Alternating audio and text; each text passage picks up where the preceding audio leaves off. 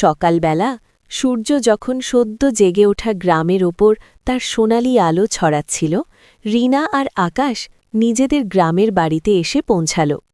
চারিদিকে পাখির কিচিরমিচির আর সবুজ প্রকৃতির স্নিগ্ধতা, যা শহরের কোলাহল থেকে সম্পূর্ণ ভিন্ন। রিনা হাসি মুখে বলল, মনে আছে ছোটবেলায় আমরা এই বাঁশের সাঁকো দিয়ে পার হয়ে হাঁটে যেতাম? হ্যাঁ, আর এই বাজারের তাজা মাছ আর সবজির গন্ধ আজও আমার নাকে লেগে আছে। তারা দুজন নদীর ধারে হাঁটতে হাঁটতে দেখল কিভাবে চাষিরা তাদের ক্ষেত থেকে তাজা সবজি তুলছে আর গ্রামের ছোট বাজারটি ধীরে ধীরে প্রাণবন্ত হয়ে উঠছে।